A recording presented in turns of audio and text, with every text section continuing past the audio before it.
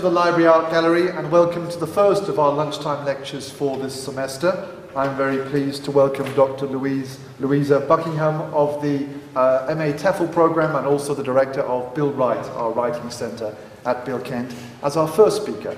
And her title, well, we've had various versions of the title, maybe that's appropriate given the subject matter. The one I have down here, Making Sense of Language Use, Shop Advertising in English in a Lingua Franca Context. Now, no one more than perhaps Louisa herself is qualified to give this talk, it would seem to me, having looked at her CV. She is of New Zealand parentage, or heritage as she puts it, but was born in India and was partly raised in Germany. She then went to New Zealand to do her bachelor's degree, but spent 1 year in Austria during that time. Then she went to Australia to do a master's in applied linguistics, and she also has master's degrees from the University of Salamanca and the University of Valladolid, both in Spain. It's a bit greedy, 3 master's degrees actually. Then she stayed in Spain to pursue her doctoral research at the University of Granada in linguistics. So, as I say, anyone, the most qualified person to give a talk on English in a non-Anglophone context it seems to be Louisa. She spent time lecturing in universities in Bosnia and Oman, as well as in Turkey as well, subsequently, and she joined Bilkent last semester. She's also had some interesting non-academic work experience, I note, as project assistant on a post-war reconstruction project in Bosnia, as well as senior analyst for Latin America and Europe in the New Zealand government sector. Her research interests include phraseology, second language writing, sociolinguistics, and discourse analysis. And she also adds that she is an enthusiastic sign hunter, searching for signs and so on, which combines well with her enjoyment of slow motion jogging. And I do say I spotted her jogging this morning when I was walking my dog, so I can confirm that. Okay, I will be quiet and let Louisa take over. I'm sure this will be both an interesting but also to some extent entertaining presentation, looking at the interesting interpretations of English in non-Anglophone contexts, and then understanding the processes behind all of that. Okay, Louisa, thank you very much. So thank you for coming to the talk today. I would like to talk to you today about a linguistic landscape. Now, a linguistic landscape is the public use of language on signs. It's not only limited to signs, although I will be specifically looking at a certain type of sign here. And this linguistic landscape is in an environment where a lingua franca is widely used for communication in a very diverse community. So I've chosen to do this in Oman, where I lived for 2 years, in the Gulf. And to begin with, why not start with a sign? I think it's always a good place to start for this talk. So here's a nice sign which is demonstrative of the linguistic landscape here in Oman.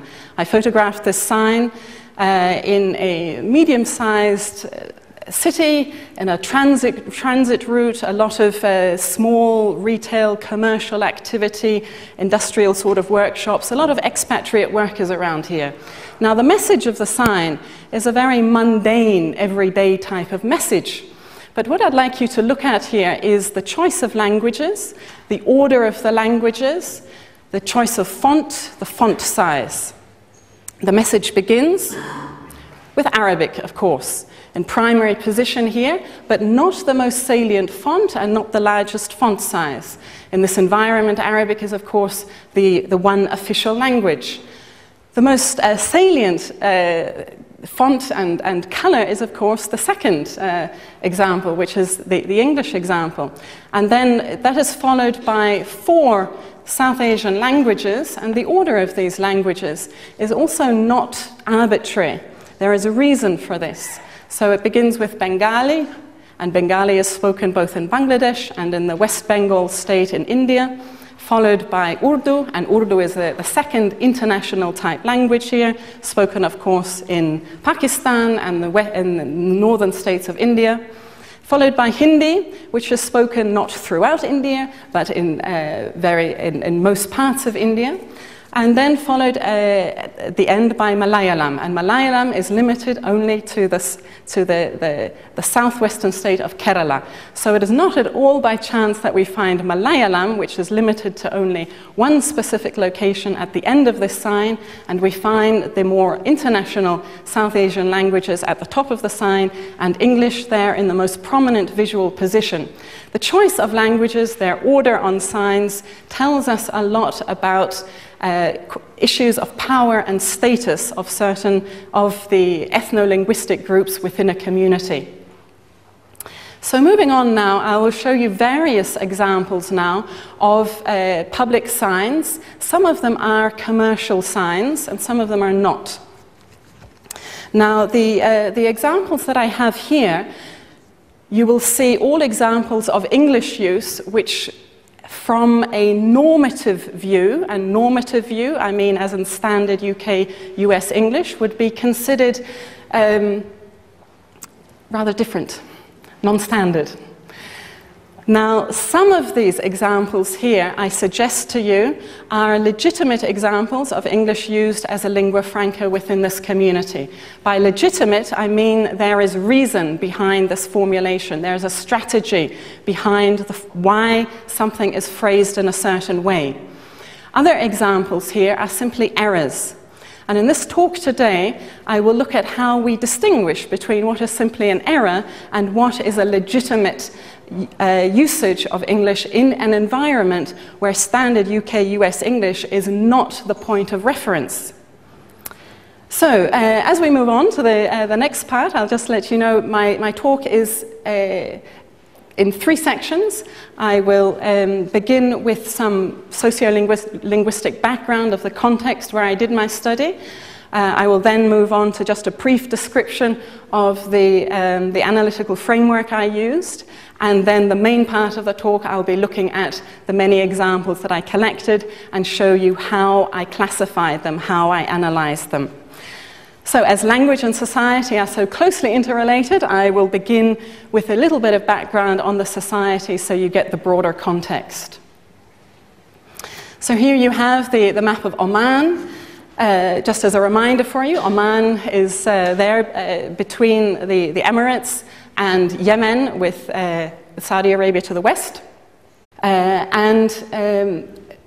Funded by the tremendous development of the petroleum industry over the last 50-odd years, there's been tremendous development. So you have massive infrastructure projects, an increasingly consumerist-oriented society, and the presence of greater numbers of expatriate workers here than at any time in history in the whole region. Now, the majority of these expatriate workers today come from South Asia, but that wasn't always the case, because several decades ago there was a preference to bring in Arab workers. However, for political reasons, that has changed more recently to South Asian workers, and these now constitute, especially Indians, Pakistanis, and Bangladeshis, large minorities within this expatriate community. The figure I have here on the distribution within Oman is not a recent figure. However, this is the most recent percentage of the entire population of expatriates. It's a little bit sensitive, the exact number of these ethnic groups in the country. So, although you can be sure the state knows very well more or less how many there are, these are not widely published. Now, just before I leave this slide, I just point out to you the little stars that you find here. This is where my data collection took place, generally in these regions, in large cities, in smaller cities, in villages. So I covered most of the country, as you can see. There is a large area that I seem to forget about. However, this is the empty quarter. There's desert there. So although I did travel down on bus through this route here, and there were a few stop-off points there, there's not too much in the way of commercial enterprises. So now, moving on to what I'd like to show you now is what it actually looks like, these street-level commercial retailers that I was focusing on, just to give you that context. So here you have street-level commercial retailers, South Asian community, and this is where they dominate. So for example, on the right, here you have a little store selling second-hand electrical goods. They also do repair and maintenance, etc. Look at the sign. So this is the sort of thing I was focusing on. I collected over 1,600 examples of signs in my research. This is a very nice one. It is hand done, as in it's not a computer graphic production, and a lot of thought has gone into the arrangement of the different languages, the choice of font and color, etc. You know, look at the care that's taken. Electronic items, full stop. You know, there's a lot of thought into that. And even though at first glance you may feel it's rather a mess, his store, if you look a little bit harder, there's a lot of thought and order into how he has arranged his items there. In the middle you find your tailor. Now the tailor is a very widespread profession dominated by the South Asians. These are all Pakistanis that you see here, the men that you see here. However, you know, they're not only Pakistanis, you will see other South Asians. And then on the left here you see your shoemaker, so handmade shoes, shoe repairs are also very common here. And again, look at the sign. In these signs, you won't see that English is particularly dominating the sign. We can't talk about English dominating Arabic, but the two languages, which have to appear on commercial signs, coexist. Now, it's not only the expatriates at this level in the retail trade. You do see Omanis, especially male Omanis, in street-level trade. And so these examples here, the one above, Omanis are usually, in this level, sort of street-level trade, they're involved in activities which have cultural meaning, cultural significance to them. So they're very fond of hunting. So any store which sells weapons, of course, for hunting, there will be Omanis working there. And there you see, again, very careful arrangement of the visuals. It is a society with high level of illiteracy, so the visuals are very important, and the arrangement of the different languages. Here on the left, the Omani sweets, they have chosen to use the English word here in the English version of the sign, although you will frequently see the loan word halwa used as well in the English version, which of course you have in Turkish. In these sorts of stores, you will only see Omanis working there. And then on the open marketplace, they're selling here dates. Dates, packaged, dried dates, and fresh dates, the yellow dates. And there you see the Omanis, the men there, they're doing what you do at the marketplace, they're bargaining, they're buying, selling. But a very nice thing here, you see where the South Asians fit in. Yeah, you've got the heavy labour happening there in the middle. Okay, so now I'd like to move on to talk about, in very brief terms, the conceptual framework that I'm using here. A lot of work has been done over the last 15 years in describing how language is used in communicative events where the medium of communication is a lingua franca, in this case, English. And results from many corpus-based studies have shown that the sort of changes, the formulations that are used in these exchanges have strategy behind them. And the strategy is usually to increase prominence, to enhance prominence, and increase the explicitness of the proposition, which you can imagine is quite a normal thing that one would want to do in an exchange between people who do not share an L1, who do not share their native language, and who have to make an extra effort to communicate because the shared cultural knowledge, the associations, the connotations that we have when using language are not there. You can't take anything for granted. Now, this is certainly what I found on in my corpus, in my science. But to this, I would also add the importance of increasing the explicitness of culturally relevant features. And two other aspects I also found were the lexicalization of culturally relevant concepts and innovation and borrowing. Now, all of these tendencies are not particular to English. You would find it in any environment where a lingua franca is being used. So you'll find the same sort of strategies used where French is used as a lingua franca, or Russian, or if you go back several centuries, when Turkish was used as a lingua franca here in the Eastern Mediterranean area. Now, the purpose of my study was to identify innovative lexicogrammatical features which appear to be undergoing a process of nativization. Now, what I mean by this is that their use is stable, their use is predictable, their use is spread throughout this territory in different commercial areas, not only specializing in one type of shop, one type of trade. And their use appears to be acceptable. This is the appropriate way of saying things within this context. So, now to move on now to my results. Before I focus on what I really am looking at here, I'd first of all like to tell you what I'm not looking at, because it often helps to describe what you want to look at by first discounting what you're not looking at here. So what I'm not looking at are performance errors. And performance errors are unique, one-off examples of lexical idiosyncrasies. Now, these I will call performance errors, and they happen, they're not systematic. You'll get one example, but it won't be widespread throughout the country or in different sectors. So I've got 4 types of such performance errors, which I've categorized looking at my own data, and I'll take you through that. So every example here has a sign, which I have on my computer as part of my data.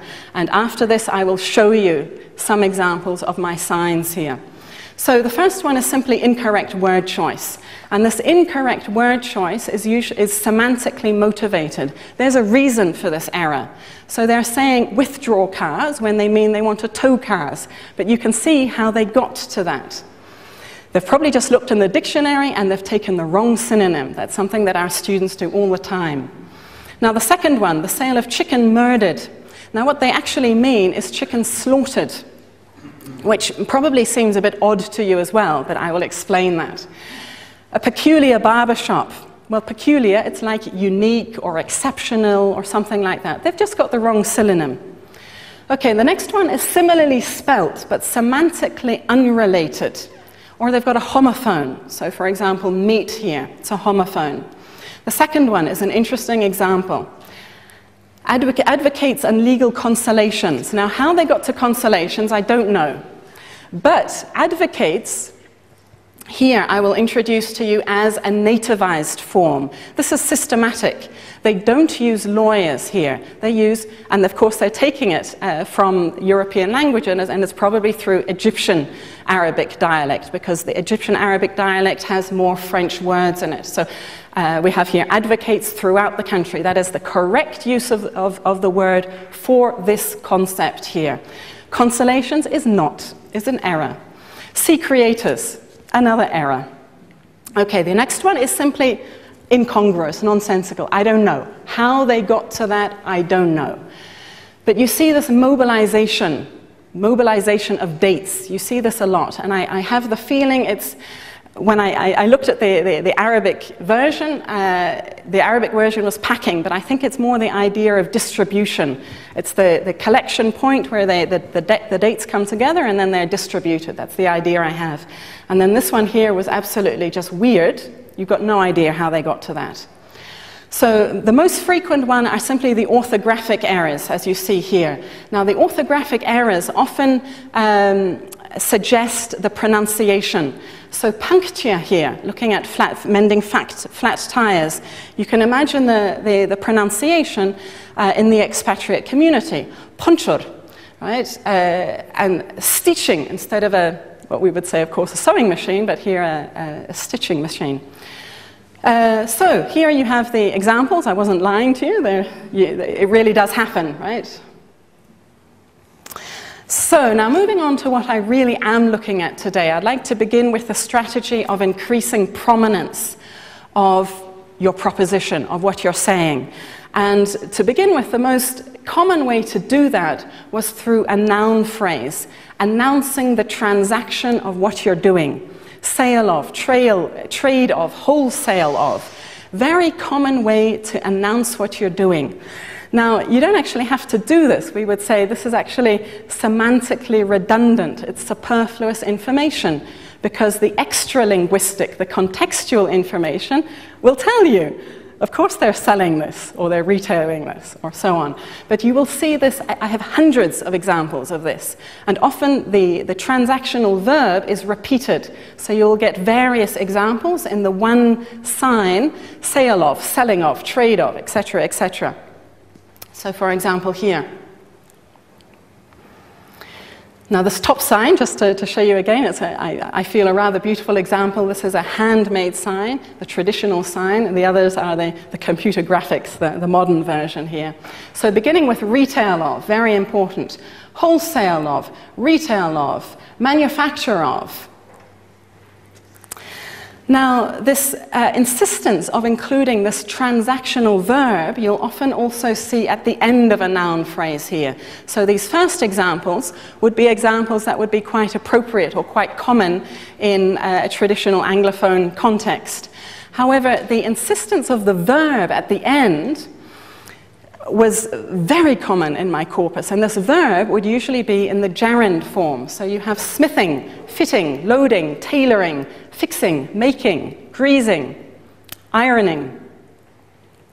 Now this verb at the end, the influence probably doesn't come from Arabic, because the natural word order in Arabic would be verb, subject, object, but it possibly would come from Hindi, which, like Turkish, the natural word order is subject, object, and verb at the end. And using the gerund is actually a dialect feature which is very commonly found in South Asian dialects of English. So I rather think that could be the point of influence there. Just before we move on to look at the examples, I'd just like to point out a couple of things that I'll be looking at later. Look at the fitting here, the greasing. This is correct. This is systematic. I'll explain the meaning of this, but this is systematic usage of these words in a correct way for this environment. So there you have it, smithing. Car greasing, auto car greasing. Any idea what car greasing would be? Or? Yeah, this is how they do it, right? So the lubes, the waxing, that's right. Now look at this also, the shoes tailoring. The shoes tailoring. This is systematic. This is not a mistake. Okay, now the gerund. I'm going to continue talking about the very common use of the gerund here. You will find the use of the gerund very commonly within quite lengthy descriptions of all the activities that the store does.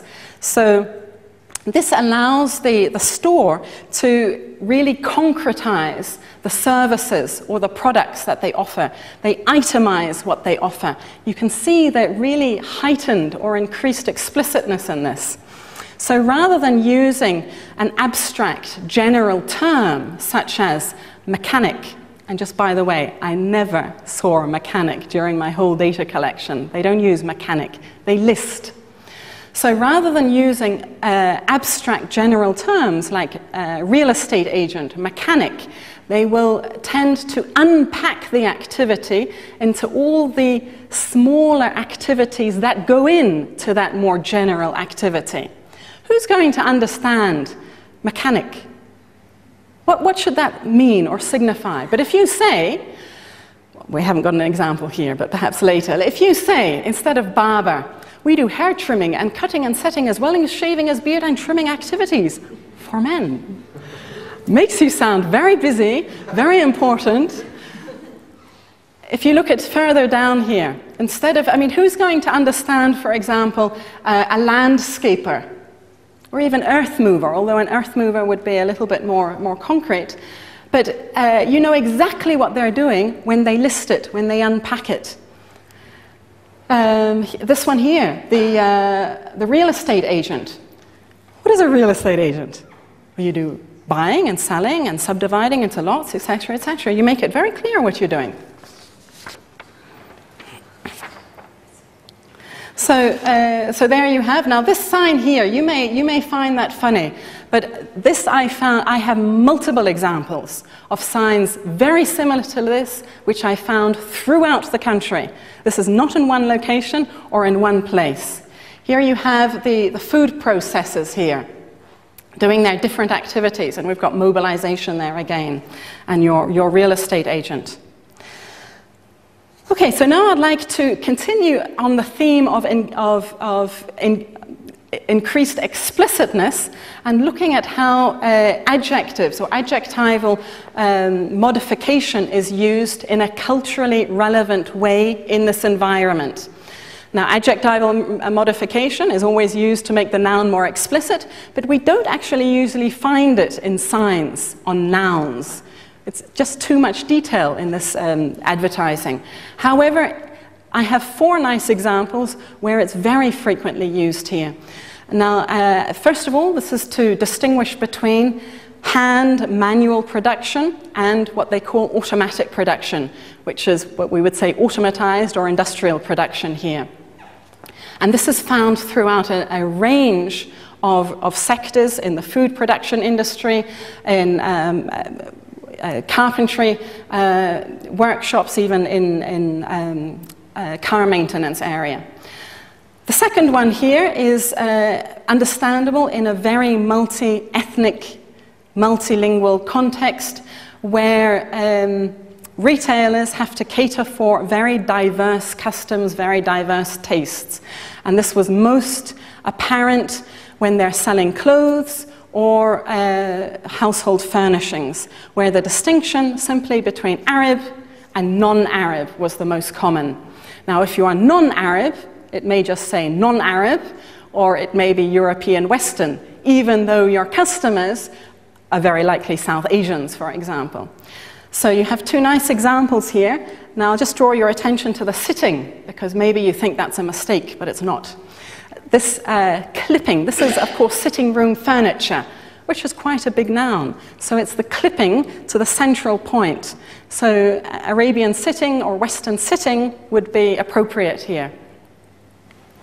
And there you have your automatic bakery, your Arabian sitting, and your Arab and non-Arab. And before we continue, I'll draw your attention to this here. This predilection, this preference for wearing apparel. You won't see clothes, but wearing apparel is very, very frequent. And notice the unpacking of the activity here. Okay, so another example of where I found this cultural relevant distinction here in describing your nouns was especially common in the sale of meat. In this cultural context, the condition of your meat, whether it's cold, whether it's frozen, whether it's chilled, is very significant, and it expresses important information to the potential customer. The adjective here, you'll see in this first example here, appears after the noun. This is what we call post-modification. Now, in English, you usually, not always, but you usually have it before the noun, of course. Now, in Arabic, you do post-modification is the norm, so I would rather think this is Arabic influence, talking about an activity or talking about a concept which is very important in the Arabic-speaking world, the condition of your meat. The last example I have here, when you want to rent some heavy machinery or some cranes, you've got the option of doing that with an operator or without an operator. So that would indicate that the store has some sort of arrangement with a labor contractor, a labor supplier who will get you that expatriate worker to accompany the crane when you take it away, I guess. So here you have some nice examples here. So look at this, the post-modification of your chicken. post-modification. So you've got fresh meat, and you get it cold, and you get it freezing. These are different types of meat that they are selling. This is not superfluous. These are not considered synonyms. These are different things. You can buy your mutton cold or freezing. Now notice this mutton. Now, just before we move on here, the animals on this sign, you don't see any sheep, but you see plenty of goats. So I'm just going to come back to that word mutton a bit later on. Okay, so moving on now to the lexicalization here of cultural concepts. There are certain cultural concepts which are very typical to the Gulf or even Oman, and although they are expressed in perfectly normal English, they may not be easily understandable for people outside of this environment. So just as an example of this, you have agencies which specialize in bringing in the expatriate. Due to the need for a constant flow of these expatriate workers, there is quite a demand for such agencies. Bringing in the expatriate labor will mean that you have to have a lot of dealings with the authorities for paperwork. So often expatriates or the employers will use a middleman or a broker for this. And this is expressed on signs as document clearance. We clearance the documents is what is frequently expressed. Another very culturally relevant concept here is the idea of buying clothes off the rack. Because the normal thing in this environment is to go to your tailor still. The tailor-made, handmade clothes is still a normal thing. Tailors are everywhere. So to buy your ready-made clothes off the rack is something quite different. And the word ready-made you'll find very frequently used for this. And finally, the word slaughtered again that you saw before at the beginning of this talk. Now, in 2009, a law was passed banning the killing of poultry, hens, on site where you sell it. Because before, as you can imagine, especially in that climate, it was quite normal to go to this location. You indicate, these are the birds I'd like. You go away for a little while, and you come back, and they get the meat, right? They're there. You pick the ones that you want. You can still do that in many restaurants, for example, for fish or crayfish or something like that. But in 2009, they passed a law whereby the birds had to be killed separate from the place where you actually sell the meat. However, the concept still remains. And so poultry or hen, when it's fresh meat, slaughtered meat, you will still see on signs. And what that means, the bird was probably killed today, should have been killed today when you go in to your store. And here you have some examples here of this. You see, the systematic, the clipping, ready-made, is actually an adjective, but it's used here as a noun. Okay, now moving on to lexical innovation.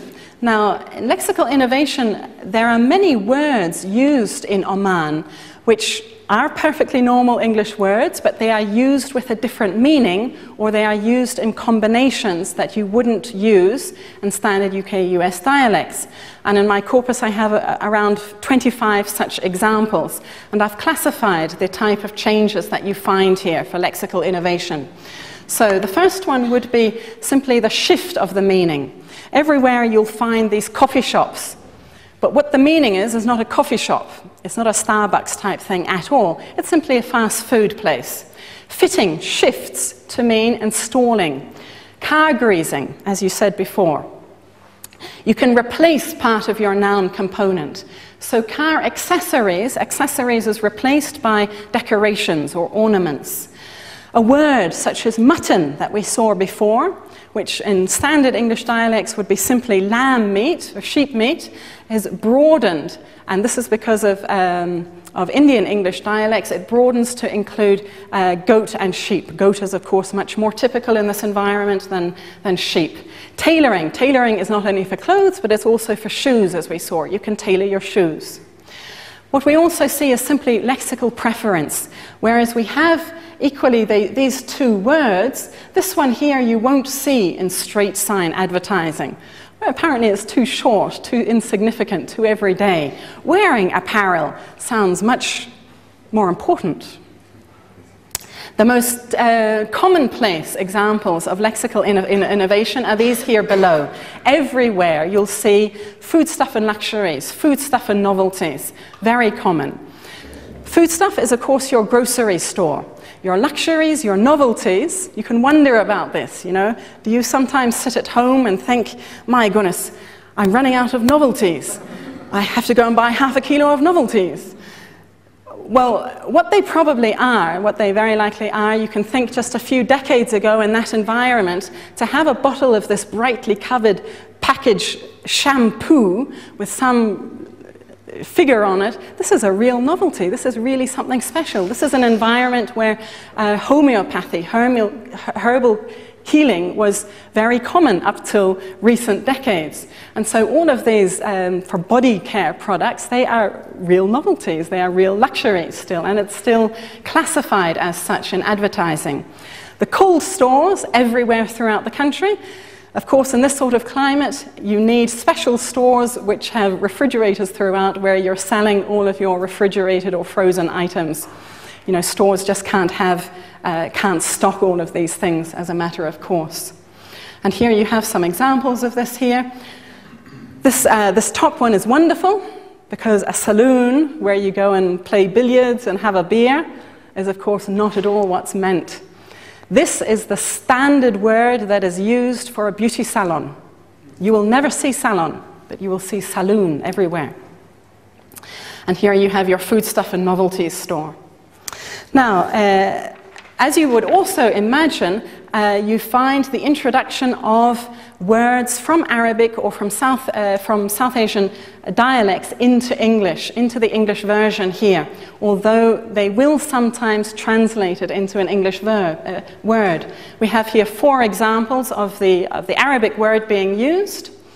The abaya, the kanja, the bakur, and majlis. Now, the first one, the abaya, of course, the traditional woman's clothes, you haven't only, it's not only an example of lexical borrowing, they've borrowed the grammatical morphology, because this is the plural, the al-aba'at, this is the plural of abaya. Bakur is incense, the kanjar is the dagger, and the majlis is is not your political environment. This is like the divan odası. This is the front room in the house where you receive your guests. And then from the South Asian English dialects, you'll see signboard instead of simply sign. And a very nice feature you'll see is the go down. You've probably never heard of the go down. Now, go down, the historians among you should have heard of the go down. A go down is documented, it goes back to 1700s with the spread of the East India Company throughout Arabia and Asia into Southeast Asia. And the go down, as you will see on this lovely sign here, in Arabic, the makhzin, which you've seen in many European languages, makhzan. So this is your basement storeroom, where your goods that you're using for commerce, where you're storing.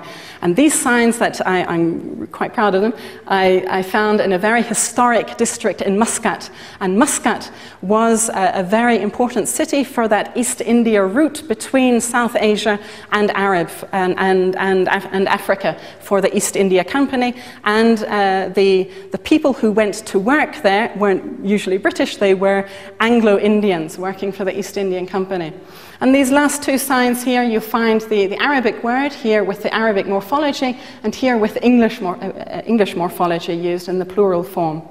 Now, the final example here that I would like to talk to you today about is perhaps of direct interest to at least the Turkish people here in the audience, is an example of cultural reference used in advertising, in the promotion of goods. Now, cultural reference means referring to a country or a nationality because you believe that by referring to this country or nationality, you will instill a sense of confidence in the consumer, in the quality or the desirability of this product. Now, in marketing, this is a term in marketing, it's called country of origin effect, and you know it, I'm sure, from your own advertising on television. Now, although English is used very frequently on signs in this area, you won't see reference to North America or Britain as to sell a product. What you will see is reference from their own cultural environment. And these may be, for example, to Al-Andalus. This is like the historical memory of the lost territory. Reference to Yemen. Yemen is used to sell products.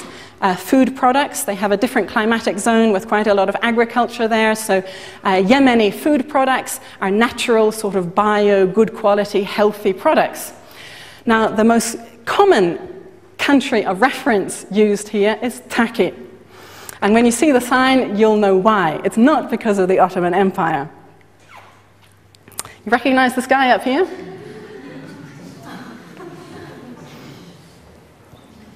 So, it's all because of this guy and his and other people like him. So, as you see here, Turkey is used to promote goods and services. And this is significant because Turks contribute only a tiny minority to the expatriate labor in this country. The majority of people who have barbers, the majority of people who have, remember this is a fast food restaurant, fast food restaurants are not Turks. They will be South Asians, but you will not see them saying Bangladeshi barber, come to Dhaka barber. You will not see them advertising even Taj Mahal restaurant, which we would think would be normal. India is not used to promote the selling of food, but Turkey is. This is a beautiful one. Gentlemen, do you go to creative barbers? Is that? And you can see how they're really trying. So I'm sure there's someone here who comes from the Hatay region. Many of the Turkish expatriates there come from the Hatay region, and they speak Arabic as a first language there, as you can imagine. And they're really trying to add prominence to this, the South Al-Anadolu Turkish coffee shop. And here I think they're selling Turkish ceramic tiles here, so Turkish decoration. Okay, so just to conclude here, I've described how communicative strategies that have been previously documented in studies of how English is used as a lingua franca to describe, to enhance prominence and to increase explicitness. Now this is done firstly by announcing the function of your store. You're selling, you're trading, you're wholesaling, and perhaps you'll have many instances of those functions there to really make the point. It is also accomplished by itemizing all of the goods and services that you stock in that store. You are not leaving anything up to someone's imagination. You're making it absolutely explicit what you do and what you sell. The increased explicitness not only facilitates comprehension, but it may also be culturally motivated. So within this context, for example, the state of your meat is very important to the consumer. Knowing that you are selling clothes or furnishings to Arabs or non-Arabs, or whether a machine comes with an operator or without an operator, is all culturally relevant information. So, just to end now, we have a short comprehension check. And I'm taking you now back to the slide that you saw at the beginning. Very wise. Otherwise, you are going to get numerous telephone calls in the middle of the night about sore. It's going to keep you awake, huh? So, let's go through them. Now, I'm interested in what you think after what I've said.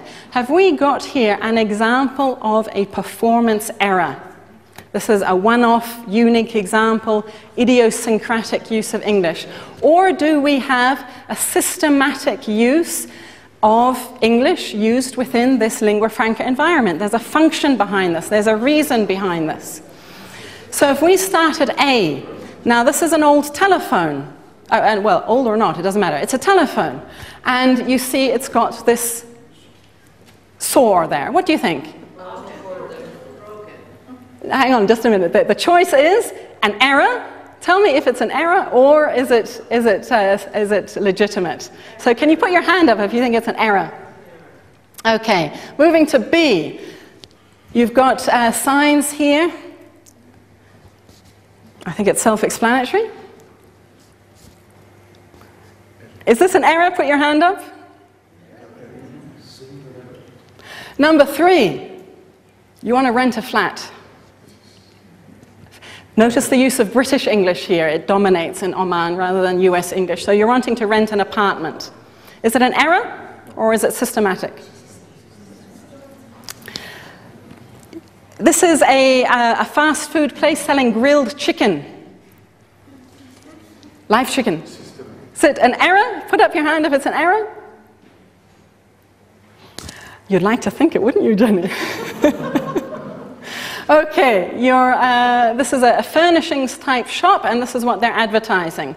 Is it an error?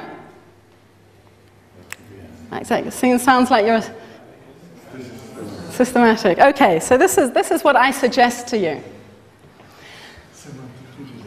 It's semantically related. This is out of order.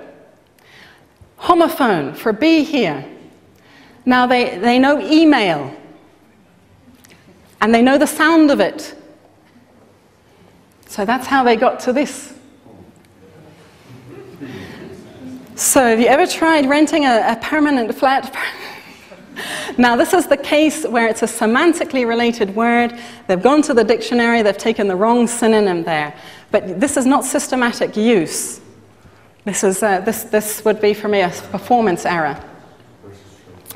Okay. As I explained before, yes, I'm afraid this is systematic. Live poultry, live chicken, this is a variation on slaughtered poultry, slaughtered chicken. This means your product is very fresh, slaughtered today. And before you could even choose the one you wanted to eat. And here, what do? We do cutting out the curtain. And we do fitting the curtain. And we do stitching the curtain. Right? You're a curtain maker, but you're unpacking what you're doing. Okay, tough. That's all.